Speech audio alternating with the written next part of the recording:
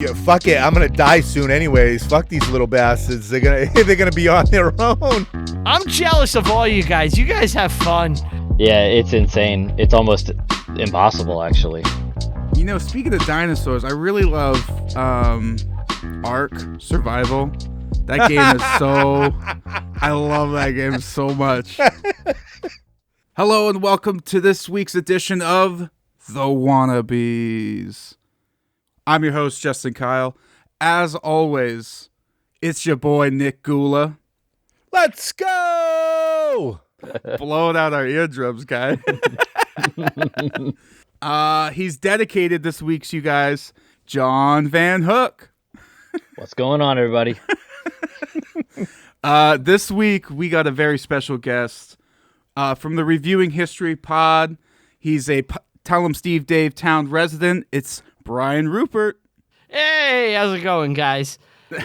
I think John is like dodging me because the past couple of times I've been on, I don't think he's been around. I mean, I got a new kid and everything. I'm busy. What do you want from me? I got two. How is it juggling the busy pod circuit and having a full family? It's utterly miserable. Yeah. But to be honest, I enjoy like the test of will and not letting it beat me in a way where like it's another challenge that I have to complete, and like I have goals in mind, and it's like, okay, how do I make this all work? And like, you know, I think about this, like, what would I do if my podcast went away, if Reviewing History went away? And it's like, would I just sit around like with my downtime and just like stare at the wall? And, you know, I would have to find some new creative thing to do. I wouldn't be content to just sit there and do nothing. So you seem to be busy doing a lot of the Tell 'em Steve Dave Patreon stuff these days, the cartoon tunes, and dude, that's one of my favorite shows, by the way. My favorite show by far is gotta be that show. Well, so thank you for creating it. Thank you. So that was one where when I come up with an idea for a show, typically what I'll do is, if it's something I like, where I'm like, oh, I would like to do this, but I'm like, let me see if Walt would want it first. So like I had the idea in my head. Because I'm always thinking about what we do on the Reviewing History Patreon, what unique things we could do. And I was like, we never like talk about like old cartoons. I was like, what if we did like a Sunday Drive type thing? And I spoke about cartoons, and then I was playing with the pun. I was like, oh, what if it was music? So I sent Walt an email. I was like, hey, I have an idea for this like show, and you could go either way with it. You could do music or you could do the cartoons. You know, it could be two separate shows that you kind of switch in and out. And he ended up loving it. It was like, let's combine it into one show. And I think that was the correct move, because I think you get a nice balance rather than like, you know, I want to talk about like Little Dracula, but like trying to talk about Little Dracula for an hour, I think would be brutal for people. It's got a good flow to it, and I think it's brilliant. I really love it. Thank you. What other Tell 'em Steve Dave projects have you been up to these days? Let's see. I just shot a Sunday Drive that's going to come out in November. I'm shooting another cartoons next week. I won't say anything about the content of those things. I have a Sunday Jeff show in the can, and I'm sitting on 2 game nights, I believe. So there you go. That's dope. That's my TSD workflow at the moment. See, yeah, man, you wouldn't be just staring at the wall if you didn't have Reviewing History. But I get it, though. It is like a huge creative thing. That's how I feel about Wannabeez, you know? How's your Patreon going?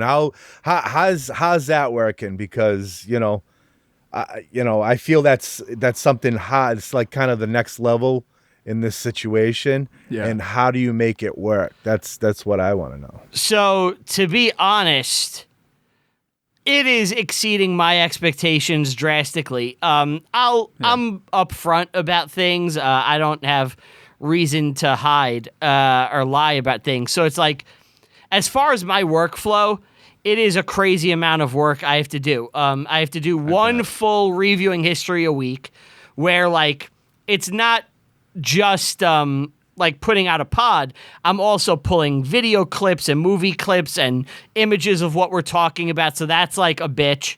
I usually have to start that around Saturday, Sunday to get it out for around Wednesday, because that's when the show's supposed to drop.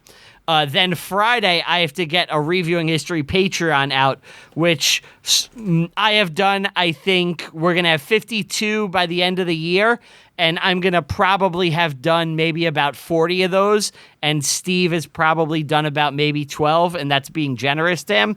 So it's really finding a balance and constantly trying to be ahead of it. As far as the financials of it, it's doubled what my goal was. Good. So Good, the way man. I That's look good. at it is, and you know, I'm hanging out with my friends and I'm watching movies and sometimes playing video games, and I would do this shit for free. But when you get to be in your 40s, and I'm almost 40, I'm 38, but it's hard to tell my wife. It's like, yeah, I'm going to hang out with my friends and talk about, you know, Seinfeld or Planes, Trains, and Automobiles or slasher movies. We're going to talk about the first Jason movie. It's like, that shit doesn't happen. Or I'm going to play Donkey Kong Country.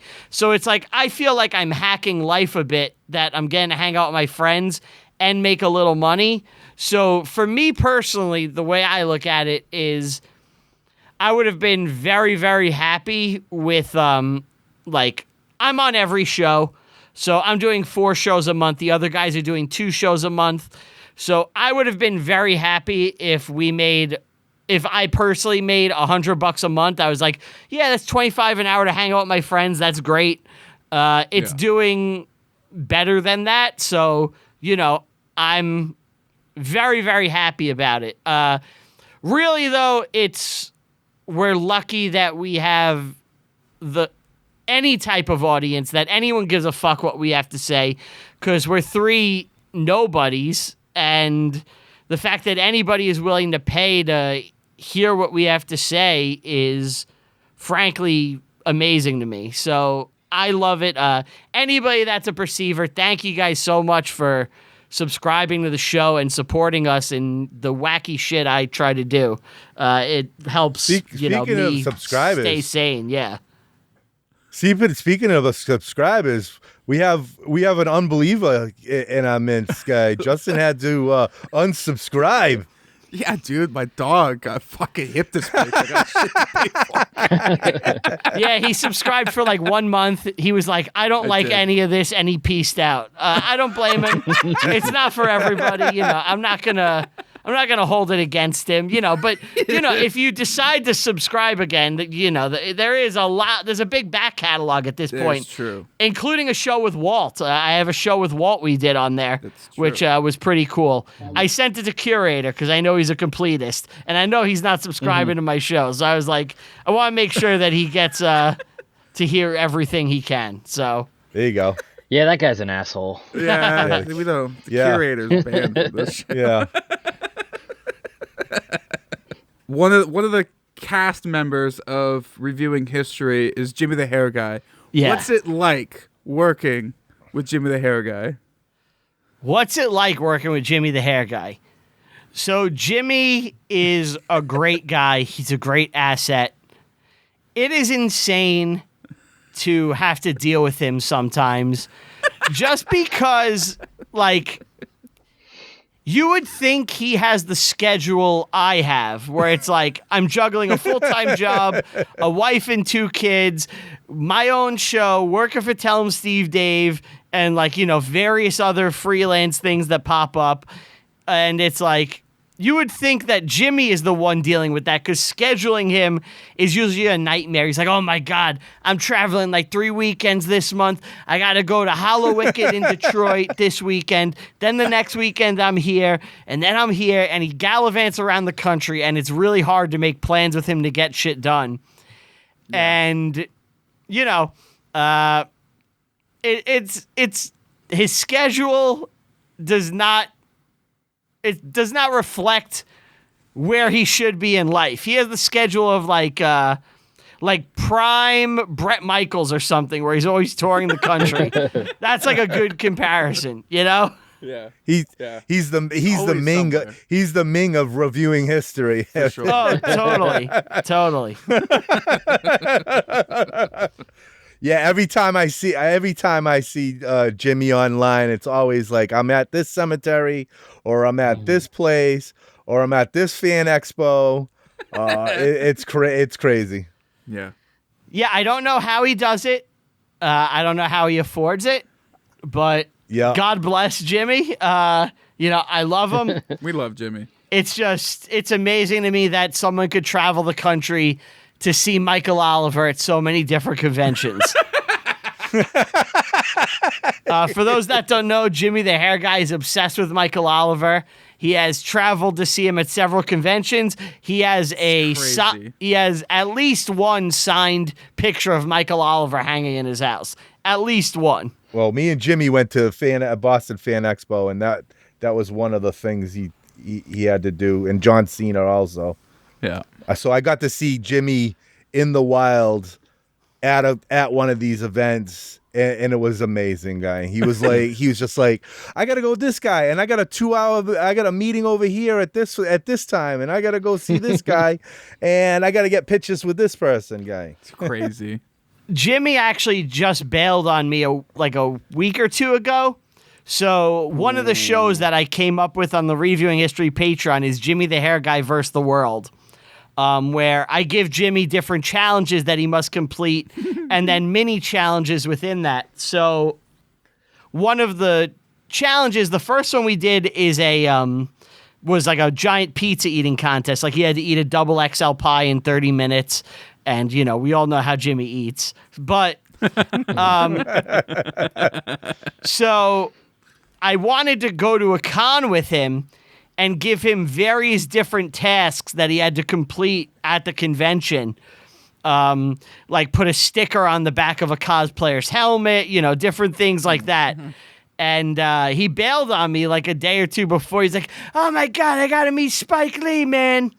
And, Oh, yeah, that Spike Lee fucking restaurant or whatever the fuck. Yes, yeah, he had to go to Brooklyn to meet Spike Lee. We get into the commons after the thing, and he's like, I was like, the bar Cheers is over here. He was like, oh my God, we gotta go see it, guys. That was one wasn't even planned. I was just like, we were in the commons, the Cheers bar is right down, right down there.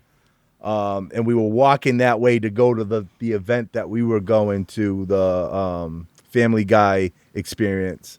So it was on the way. We said, I was like, we might as well get what you can out of this situation. Go see it.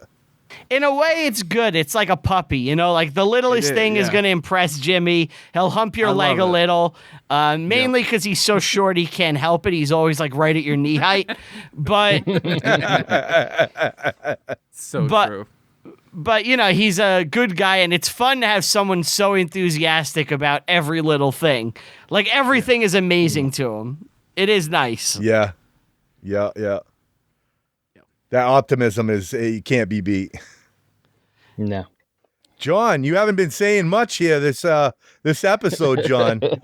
No, not a talkative day for John. No. You talked about video games. What kind of video games are you playing lately? You like more old school, or do you? Oh man, what are you playing? So that's the tough thing with my time. Kids is that what I'm doing, I have to be very specific about. So, like, when I film one of the Patreon shows, we're playing retro games, which I love. I have so much fun with that. We just did Sonic 3 and Knuckles. We did Zombie Ate My Neighbors. We're doing Donkey Kong Country 2 currently. So I'm having fun with that. But when I'm at my house, I try to platinum trophy games if I can, even if it takes me a while. So the game, you're talking to the right man here. So John's the best at that. Yeah. I've seen John as a shitload of platinum trophies, and I'm always jealous because I don't really have the time. One of them I was really fucking pissed about was that Guardians of the Galaxy game. I fucking beat the whole game, and like I made one mistake at one point in the game, which fucked me out of a platinum trophy because I gambled with the money and I didn't know that like it was an automatic loss. And then I couldn't pay off this guy and I missed the platinum trophy and I've had to play the whole fucking game again. I was really pissed. But the game Yeah, that's the way it works. Yeah. The game I'm currently working on right now, platinuming trophying, is Sonic Shadow Generations or Shadow Generations, whatever. I'm a big Sonic the Hedgehog fan. I just platinum trophied last year. It took me like a couple months to do Sonic Frontiers. And I think around last March, I started playing Shadow Generations. So I've been working through that. Just like when a video is exporting, I'll have like an hour. So if I don't have to watch a movie for a show or something, or I have a little downtime and something's exporting, it's like, oh, cool, I can, grind for an hour in this and try to get a platinum. So that's kind of been the current crusade. And once I platinum it, then, who knows what I'll move on to. I got a recommendation from the curator, and I'm playing Horizon Zero Dawn because That's a good one. Curator told me that was good, and it's so far it's been amazing. Yeah, that's a good one. And speaking about platinums, that's one of the few games that you could realistically platinum without ever looking up a guide. Most games you've got to find collectibles and stuff. You just have to. Yeah. But Horizon, they actually did a pretty good job of everything that you would need to get the platinum is pretty easily accessible without looking it up. Yeah, and I bought the maps, and they just pinpoint like all the stuff that you have to like kind of get anyways. So yeah, it's kind of a thing, but it's been fun. I'm in the beginning, so I just started it over the weekend, and it's been a fun ride so far. Now it's a good one. Is Horizon the game with like the robot dinosaurs and shit? Yeah. So you can take them over and shit. Speaking of dinosaurs, I really love Ark Survival. That game is so... I love that game so much. Is it kind of like that where you can like tame animals? And, no, like, build it's a base nothing and like shit that. Are you going to play the new Ark game? Yeah, probably. You're gonna play the new Ark game sure. and build all your shit up, and then get the whole thing get destroyed and have to start all over again. Is that what we're playing right? Is that what we're doing right now? For sure. Yeah. Yep. Absolutely. I want to do the same thing 100 times, guys. I heard that. I heard Curator say, "Just never again, never again." I don't know what you guys are talking about. The only dinosaur game I know is like Jurassic Park on Sega, where you're Grant or the Velociraptor, and Turok. That's like as far as my dinosaur video games go. Oh, you know what? Star Fox on GameCube. There you go. That's another dinosaur video game. Supposedly they're gonna come out with a new Turok for the Switch 2, and Metroid, I believe, is going to be a Turok style Metroid that's supposed to come out in 2027, I believe, which I'm excited for that. That's fun. I gotta get a Switch 2. I don't have it yet. I don't either. I don't either. Curator can't get one. Sorry. Why? Curator, I heard, is a big proponent of physical media, and the Switch 2 it's all digital. There's no such thing as a physical game for Switch 2. Wait, so like, I'm sorry. I was in Target the other day, and I saw Switch 2, and I saw like a DK Bonanza thing. So it's just a code. Are you serious? So the case is just a code? Yeah, they don't do physical games for Switch 2 at all. At least not first party. I think maybe third party games could, but first party are all digital. They won't do any physical games. Ooh, I don't like that. Plus the $80. Plus the $80 a piece. Yeah, which means you're never going to be able to like get it used for like $20. Yeah. And Nintendo's pretty notorious for even after like 10 years, the game is still like $70. Yeah. Yeah. Yeah, definitely. Wow, I didn't know that like there were no physical copies anymore. Oof. I don't like that. Yeah, I probably like less than 10% of my collection is digital. Almost everything that I own is physical. Like some games, like the Black Myth Wukong game that came out recently, I had to wait like half a year to buy it because they did it digital only at first, and it took like 6 months or something for them to actually release a physical copy. And I'm like, if it's on sale, if I can get it for like $10, sure, I'll buy it digitally. But if it's brand spanking new, I don't think I've ever bought a game brand new digitally. It just feels wrong. How do you feel I buy about all like my games digitally. How do you feel about like PlayStation Plus or whatever, where you like stream the games? You know what I mean? Mm-hmm. Like, but you don't. Cloud Oh, yeah. streaming, yeah.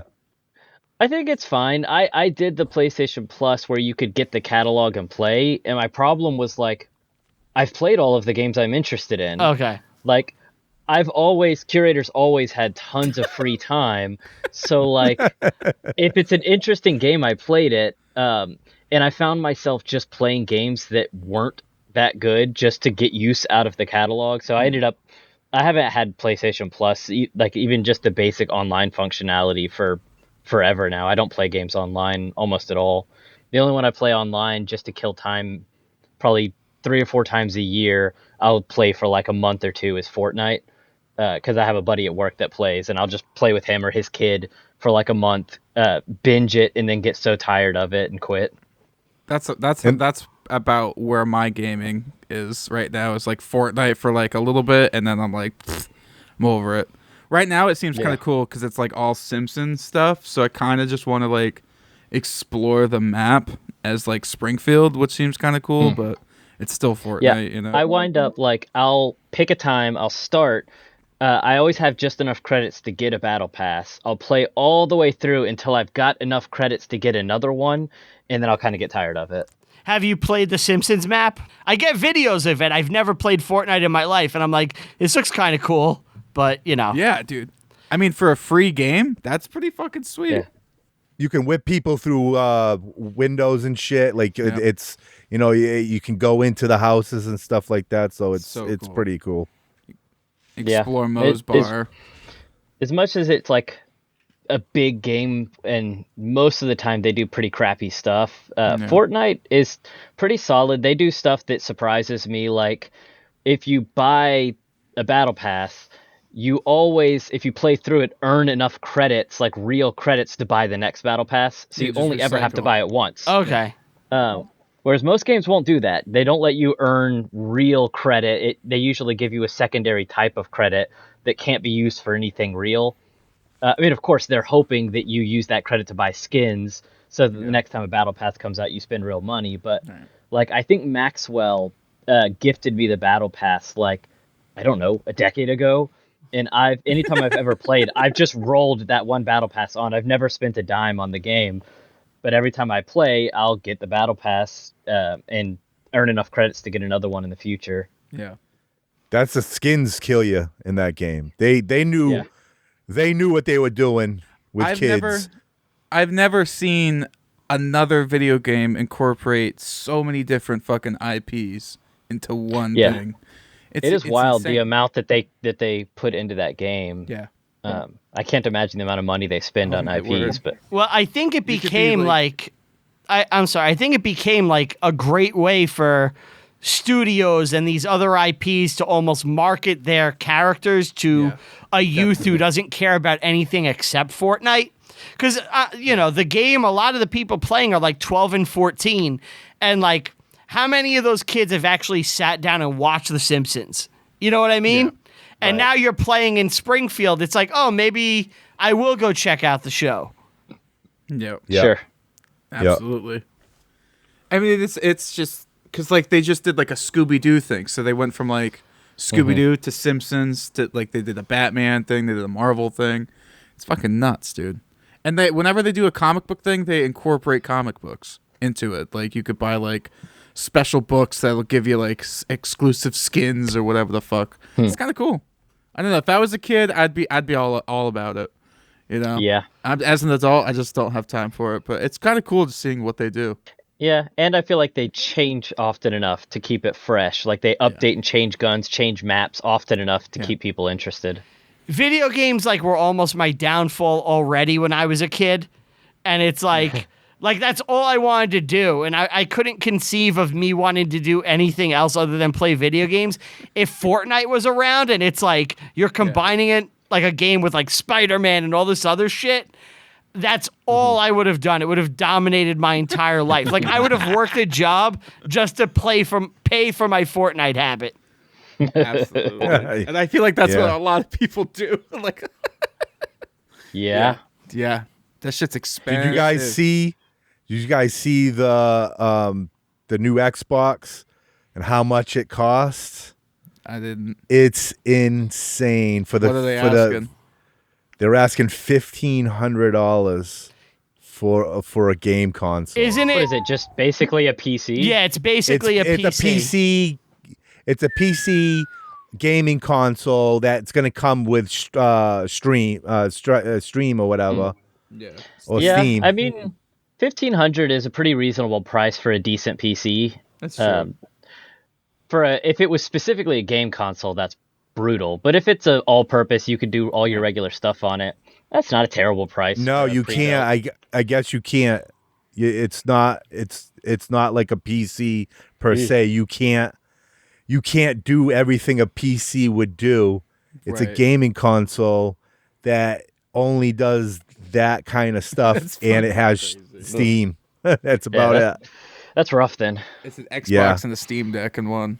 That's it. That's basically what it is. But isn't it like super powerful? Like, it's souped up like to the max? Yeah, it has all the bells and whistles, but I was reading something on it online, and people were like making fun of it. It's like, really, I could just like go buy a computer and play the games on a computer, and I don't have to pay like $1,500. I can get something for like $800 and just do that. Yeah, I mean, I don't play Xbox, but are there any games that you can only play on console that you can't also play on computer? I play on my laptop. I haven't really seen anything you can't play on like I have a subscription to my for my laptop for Microsoft. I have an Xbox S out in my thing, and I pay for the I used to pay. The bastards brought it up to $30 a month. Holy fuck. It was insane. Like you could buy a month for like $9.99, and now it's $30, $29.99 per month. Oh my word! This is for that. reminding me. This is a total side banter, but this just fucking happened today at work. This morning we're like, "Fuck, let's DoorDash some McDonald's real quick for some breakfast." We go onto DoorDash, 2 sandwiches, 2 hash browns, $30 fucking dollars, and we're like, "This is insane. Wow. This is not happening." So then my coworker Gina goes onto the McDonald's app, curbside pickup, same order, $15, half the price to go pick it up myself. That's crazy. That's that convenience fee, man. But that, like, they hide it. They're like, "Oh, 0 delivery fee," but every item is hiked up like $5. It's fucking insane. Yeah, that's nonsense. So I I just got stock. triggered. I do stocks and stuff, and I keep up with that stuff. Today has been the first quarter out of like 14 quarters that they've been the buying trend has dropped below -1. So it's been the first time out of 13 quarters that McDonald's is kind of a thing, and it's kind of a thing that worldwide people are not I had being no able to idea about this. spend the money. I had So, no idea. It's pretty crazy, but that's my McDonald's rant. It's too fucking expensive, guy. You fucking Big Mac's Yeah. like fucking $13. I gotta get the Big Mac meal for $13. I might as well go to fucking Five Guys. Remember the dollar menu, guys? Wasn't that the shit? Oh my word! Oh, that was my shit, guy. Get 3 double cheeseburgers for Yeah. $3, bro. Do you guys remember the when maybe I don't know? Do you guys remember when they had the VHS tapes that you could buy there? Of, like, Oh, my gosh. The wacky adventures of Ronald McDonald. I love those. In fact, bringing it back to video games, the Ronald McDonald Sega game, like, is like a fever dream that like we rented from Blockbuster and like played through it, and it's like, you know, I remember there's a Ronald McDonald video game. Like, what the fuck? Wow. Like, I remember Burger King playing tried video that, games. like Sneak King and shit too. I remember renting video games from Blockbuster, and Yep, and me then too. all of a sudden you get into those. That the only problem with that is when you get into them, you're like, oh shit, I got to rent it for 4 more days. I want to beat this sucker. Come on. Yep. Yeah, I remember I had like a whole bookshelf of just Ronald McDonald cartoons. It was insane. They had like 20 of them. It was fucking nuts. Did you see the new McDonald's cartoons where they brought back McDonald's Land and put it on YouTube? Really? No, Yeah. I didn't. Yeah. Yeah, because they did that big promotion maybe in like July or August, where like I they do remember this. they brought all those characters back and they did the adult Happy Meals and shit. So Yeah. they also put on YouTube like a 4-episode cartoon series about, you know, the Ronald McDonald characters. They're back. Wow. Okay. I Oh might shit, watch that. Justin, you're gonna have to go Yeah. to YouTube I right might, now and man. I go might. watch them. That might bring back some memories.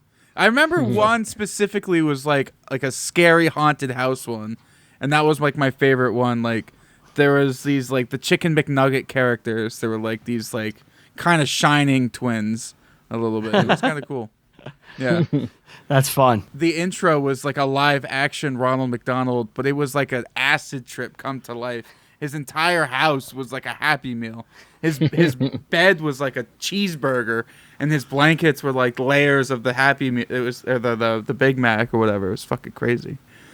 It was I just wild remember shit. having those glasses, the fucking glasses Yeah. with all the characters on them, and just have it was like a normal thing to have in the household. with the lead Shit, they're paint. giving out full glasses. Yeah.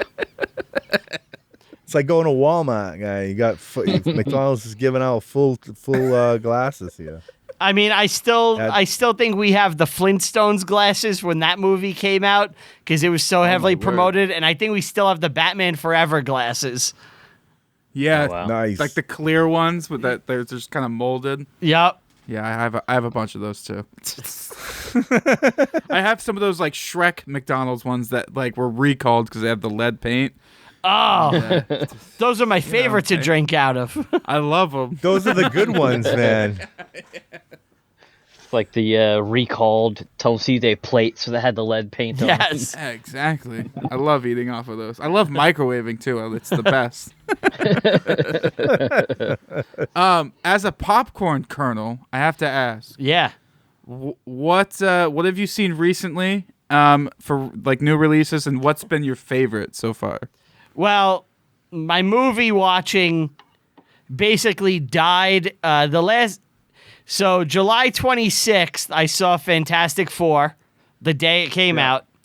And then my second daughter was born August 1st. And movie watching tanked. I've only been to the theater 2 or 3 times since. And most of it was kids' movies. So I saw the new Smurfs movie. I saw Conjuring 4. And I saw Stitchhead last week, and I think that's it. Conjuring. One of those is not a kids movie. Ironically, that was the one I took my daughter to, and the rest I was all alone. Yeah, so I missed so much good shit I wanted to see. Like I wanted to see Weapons, I wanted to see Good Boy.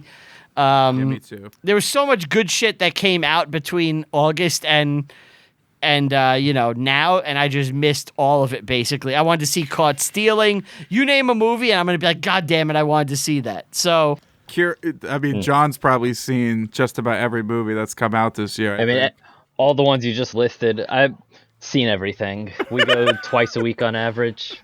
that's how I used to be. Like before I was married, before kids, I saw every movie that came out in theaters, basically. Like I was an early Movie Pass adapter before it got shitty. Mm-hmm. I've had AMC A-list like forever. I love going to the movies. Yeah. It's my favorite thing to do. But the the one bright side that I get is when I bring my kid to a movie, she's inherited my love of the movies, which is like really cool to see. Because like every day she'll ask me, "Daddy, movie me." Like she wants me to take her to the movies like every day.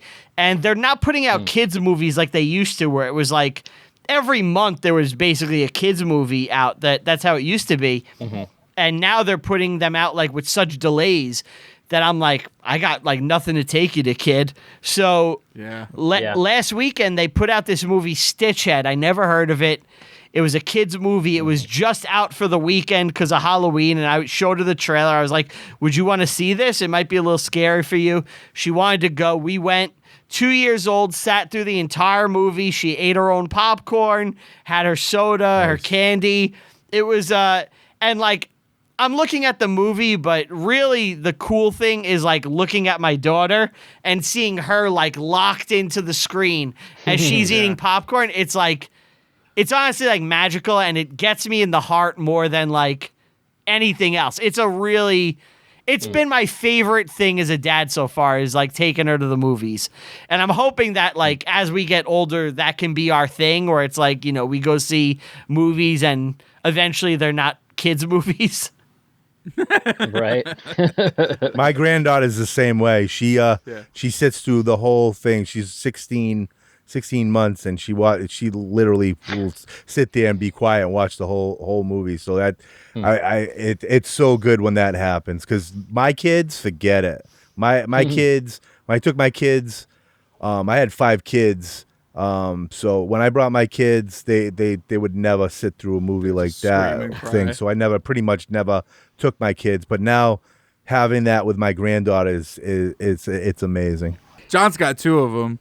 I don't know how he manages it, man. How do you manage seeing 2 movies a week and 2 kids? That's crazy. Yeah, it's insane. It's almost impossible, actually. It's like the kind of guy who has time to play games and listen to shows and see 2 movies a week. Yeah. That kind of guy probably wouldn't have kids. In fact, that kind of guy, probably like Tom, would have gotten a vasectomy years ago so that he knows he won't have kids. Tom had a vasectomy? I never heard that. Twice, apparently. Yeah. It's actually something that was kind of funny that they said on that, off subject but on subject, is they had Dr. D speak up and say like the vasectomy reversal is possible, but it's impossible to happen without a doctor's intervention. And like when you get a vasectomy, you learn that it's actually like 20 to 30% chance that it'll undo itself on its own eventually. It's actually a pretty high chance. Well, I mean, relatively speaking, pretty high chance that it can actually work. Your body is designed to fix errors like that. Yeah. And it's actually a decent chance. It actually happened to my uncle. He had a vasectomy after his first child, and then he had a second child. Now I know we're all thinking the same thing. I don't buy it, but you know, I've never questioned him on it. You know, I'll believe him. I love my uncle. He's a good guy. So trust me, if it was me, I'd be like, we're doing every test under the sun. I'm not buying it. Yeah, exactly. Yeah, I mean, they basically, it's like, you know, it's like a line they cut and then cauterize it, but they're still right there next to each other. If they just manage to reconnect, you know, you'll be pumping kids again. If they cross the streams, it's like Ghostbusters. Yeah. You never cross the streams. Never. We are definitely not having kids, though. Like, 100. Not only have I gotten a vasectomy, my wife's gotten a hysterectomy, so it's double not possible. Oh, wow. Now. You get to live a fun life. Yeah. Yeah, he's living it up. Yeah, that was kind of the idea. We just like basic personal freedoms, and both of us are not big fans of the idea of having a kid. I didn't want any kids. I would have been very happy without kids. My wife wanted kids, and now that we've started, I don't want to stop, and I'm like, let's have 8 or 9. Let's keep going. Yeah. Like You're fuck insane. it. You want to get nuts? Let's get nuts. That's nuts. I knew a person that had a kid at 65. Whoa. Jeez. That is probably the most insane thing Ever. to have a kid that they like. You're gonna be 80 years old. You might not even make to the graduation by that thing. But again, you're gonna be 80 years old when they're crossing the fucking stage I mean, for. Imagine getting the birds and the bees talk by like a 78-year-old. They can pass down weird. All right, they can Grandpa. pass down some wisdom, bro. That's usually reserved for rock stars to have kids at 65, right? Usually you have to be like in the Rock and Roll Hall of Fame to do something like that, or like an actor. Yeah, just to afford them. Fuck Yeah. yeah, dude. Set them up for the rest of their life. Or you could think of it this way. Yeah, fuck it. I'm gonna die soon, anyways. Fuck these little bastards. They're gonna be on their own. Leave one last part of myself behind. I couldn't even imagine. I would lose my shit. Rupp, are you going to Q West this year? Probably not. I don't have money and I have kids. I can't foresee me taking time off from work and spending the money to go. Like the Impractical Jokers cruises and Q West, all these things. As a teacher, it's like you get limited time off. You get 1 week in December, you get a week in February, you get a week in April, and then you get the summer, but you really don't get time off in between then. You know, so if there's like something in March, I'm kind of fucked. Mm-hmm. So unless it happens to fall on spring break, I'm basically already taken out of it. You know what I mean? Yeah. So, yeah, it sucks because I would Makes love to sense. go. It looked so much fun last year. And unlike Jimmy, I wasn't jealous my friends got to go and have a good time. I wasn't bitter about it. I was happy for my friends. Well, Jimmy wants to be everywhere, so That's true. He was really, like, we have a group chat with, like, you know, a bunch of the younger guys. He was pretty miserable during that whole QS thing. Because, like, Get 'em and Chuck were there, and they'd be like, hey, we're doing this cool thing. And Jimmy would be like, shut the fuck up, guys. Oh, my God. You guys are pieces of shit for having fun. I'm seriously going to block and mute all of you guys. And, like, he got, like, he threw, like, temper tantrums. And, like, I had to text him my on the word. side and be like, dude, you're looking like a real fucking asshole right now. Like, be happy for your friends. It's also tough when, like, you made the decision. Like, you Yeah. could have gone. Yeah. And it's like, you know, everybody can respect that decision, but, like, it's tough to, like, if you had the option to go and chose not to, you then can't also complain about it, I feel like. He was also gifted a cruise the year before. Come on, like, how much are you entitled to, dude? Man, that being said, talking about gifted, like this year, I was not going to be able to go to Q West. It's way out of my price range. Yeah. But like, I have no idea who. God, I really hope it isn't somebody that actually just spent the money. But like, some mysterious donor comped me a ticket to Q West, and I'm really hoping it's somebody inside that just got a ticket negated, not that some aunt spent whatever $450 to get Wait, a ticket. so you just got like an email one day with a ticket? So what happened is Eli actually called me one day and said like he's communicating for said person. Oh, I That mean, it was some definitely person- Eli. It could be, but I don't. He could just say it then. Yeah. Because like I comped his ticket last year, not on purpose exactly. Right.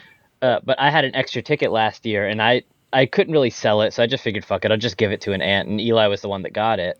So I mean, sure, it would make sense. I don't know why he would. No, it definitely wasn't Eli, because later that evening he was like, the person told me he had to tell you, is that true? And the person didn't. I have no idea who it was. So like I said, Interesting. deep down, I hope it isn't just somebody that was like, oh, he should be able to go. Let me spend $450 Right. of my own dollars. I hope not. so we know it's a he, right? Eli said he. I believe he did. Okay. So All right. All right. We had know a it similar wasn't Jimmy. situation. that throws my Our my whole guess theory out off. right out the window. Yep. yeah, I don't know. Wait, what girl are you thinking that would be? Ah, What would? We have a similar situation, but we're going to keep that quiet. You're going to find out on QS what's going down, ladies and gentlemen. Yeah. And you're going to enjoy it, just to let you know. Moving on. Rob, do you have a B fact for us? We usually like to end off the show with a B fact. A B fact, yeah. Jerry Seinfeld starred in the great comedy movie B Movie, which is a great animated children's film I showed to my daughter to indoctrinate her into loving Jerry Seinfeld at an early age. It is actually genuinely a fucking really funny movie. I remember like The last time not too long ago. I love Jerry Seinfeld, and I remember watching that when it came out. And, I'm already, 2007, I'm already, a young man. But I'm like, I love Jerry. I'll go see this movie. And I'm like, this is fucking weird. And, like, there's some really funny shit. Like, Ray Liotta Honey is genuinely hysterical. So I'd seen it. I seen it recently, but I did something I probably shouldn't. I did acid. And I was like, fuck it. I ended up watching the B Movie and like all the Shrek movies though, all the way through. It was fun. It was awesome. I'm jealous of all you guys. You guys have fun. I had kids when I was young. Yeah. All my kids came early. So they're all grown up. They have their own kids and their own situations. Yeah. So right now I'm living it up. I'm like, fuck it. I'm going to do it while I still can and I'm not shitting myself. I'm kind of in the same boat. I'm young. I don't have any kids. And fuck You got Chopper? Like, why not? I got Chopper, which is, a dog, but it's not a kid. I can put him in the other room for a little bit and not have to worry about it. That's another thing. My dog, since having the second kid, he's completely regressed, and he was already like a skittish dog, but he's still a good sweet dog. But his problem was that he always wanted to be next to you, and if we left the house, if I left the house, I went to the store for 5 minutes, I come back, he would piss in the house. If we leave the house, we have to diaper him. Yeah. But since we've had the baby, he's gotten so bad. It's like we'll go upstairs to put both kids to bed. We'll come back down and he'll piss and shit on the floor. And so we have to leave him diapered almost 24/7. But sometimes, I'll take it off of him or whatever. The other day, I was putting my kids to bed or whatever. I changed them during the day, something like that. Yeah. And I come downstairs and he pissed inside of my fucking shoes. He pissed in my shoes. That is spiteful on purpose. So that whole day I had to walk around in fucking flip-flops because my shoes were in the washer. And fucking, I'm still waiting for them to air dry because apparently you're not supposed to put them in the dryer. Yeah. I have a really funny poop story involving Chopper. This happened just the other day. So he's been kind of sick, and I don't know what happened. So the day I think it was Halloween actually. It was the day we did our live stream. We woke up that morning and Chopper sleeps in his crate. He's got his own little space, his bed and everything. We wake up and he had shit all over the bed, and he had covered himself because he laid and slept in his own shit. Oh. So I woke up and I'm like, oh my word! And it's just a bomb went off in his kennel. You know what I mean? So I cleaned him up. I cleaned up his bed, dude. I just stripped it and threw it out on the deck. And I'm like, oh, I'm just leaving it for later. And I cleaned him up. I had to go to work for the day. I put a blanket in his kennel. My wife Harley, she got home from work a few hours later, had shit again, covering the blanket, just again, just a bomb went off, guy.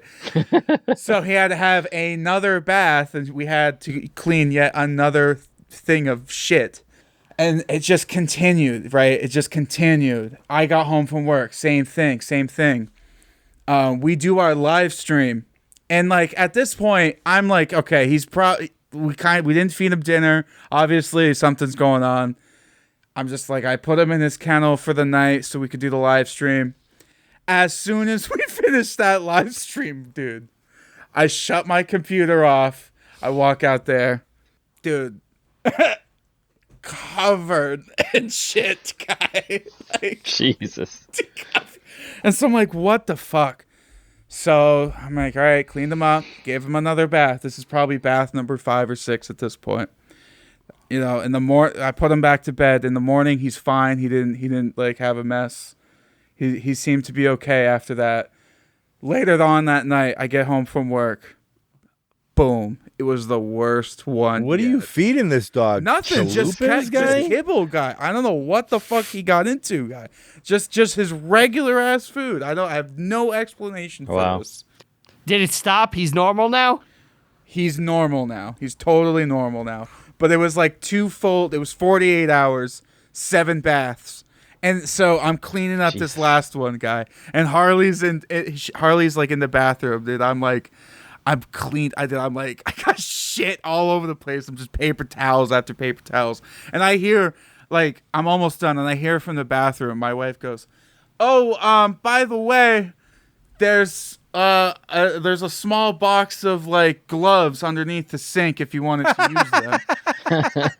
And I'm like, this fucking information would have been useful. This about 5 baths ago. I'm like, I'm done now. Like, the damage is done. Yeah, before my dog passed away. Yeah, a little while ago. That was happening to me all the time. All the time. But she was 17. I mean, blind, deaf, couldn't think, running into things.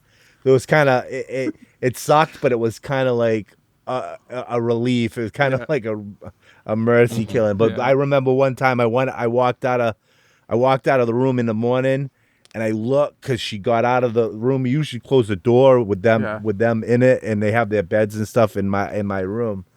But this particular morning, she just got out, and my whole kitchen, the tile everywhere was just full of shit, and she was walking through it, and there was just shit everywhere. And it's right when I woke up, so it was like, son of a bitch. You're like, come on, man. This is not what I want to deal with at 5 in the morning. Fucking just coming out to just I'm talking the whole kitchen floor all over the place was just shit. Man, I'm happy right now to just have cats. They don't really do any of this shit. Fucking A, dude. Dogs are awesome, but dude, holy fuck. They're great 90% of the time, but that 10% of the time, you're like, I hate my life right now. I hate it. Yeah, exactly. Yeah. I want to fucking die. I feel like my desire to not have kids extends into dogs because it feels like it's a lot of required work of like walking them and stuff. Oh yeah, they definitely require more than cats. Dude, after this podcast, you know what I'm doing? Taking the chopper for a walk. I have to, bro. You know what I mean? Which is also good for me, ultimately. Yeah, but I mean, like, get some steps in and stuff. But yeah, it's just like sometimes I don't want to, especially when winter comes around. And it's going to be, and it's already getting fucking cold as shit up here up in Maine. It's cold as hell. So it's only going to go worse. You're like a smoker at that point. You have to, you gotta go out every fucking thing to take the dog out. Yeah. Dude, I have to. I'll be smoking on my walk just to stay warm. Just to fucking keep my body warm. Because it is fucking frigid up here. And it's like dark by 4 o'clock too. It fucking sucks. I hate it. Yeah, but you got to be up at 5. It's sunrise is 5. No, now, dude, so I'm not a farmer. Fuck that. Fuck that, dude. I sell crystals and bongs for a living. I am not waking up before 8 o'clock. I promise you that. You don't have people knocking on your door for bongs at 5 a.m.? No. You would be surprised, though. At 9 o'clock when those doors open, people are ready to buy vapes or some stupid shit. There's a line. Like Sometimes. It's a fucking Comic-Con line, guy. Sometimes. Fucking and it's right always out there to vapes. It's always creepy-ass old men that are like, are you guys alone? Is anybody here? And like, oh my God. Where's your safe? It puts the lotion on the skin. Oh my word. We had one guy first thing this morning. He's like, I just got out of prison.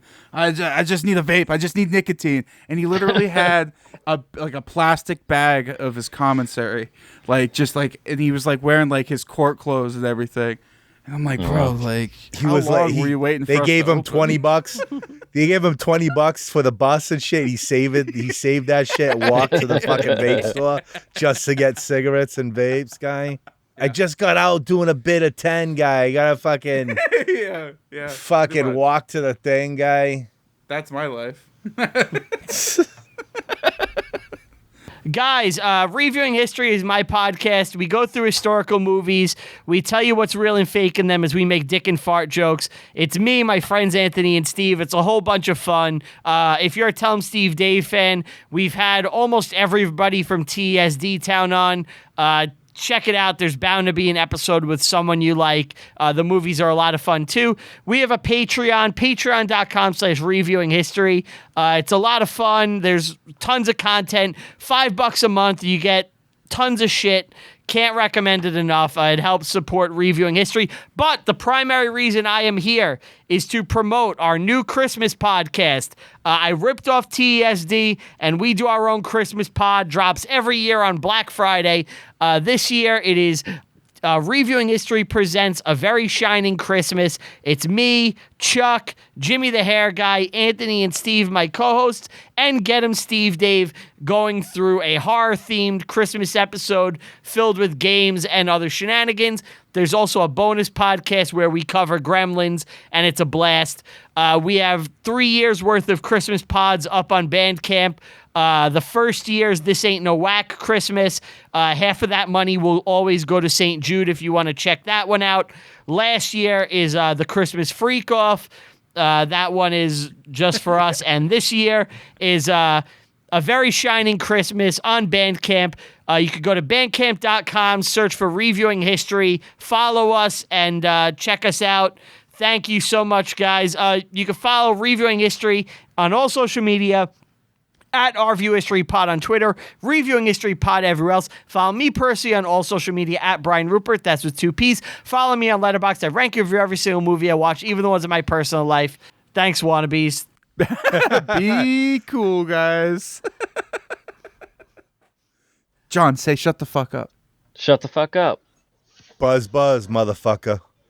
I forgot that I'm the second part. Yeah, bro. What the fuck? Come on, John. You got one job at the end of this part. You're not dedicated enough. No.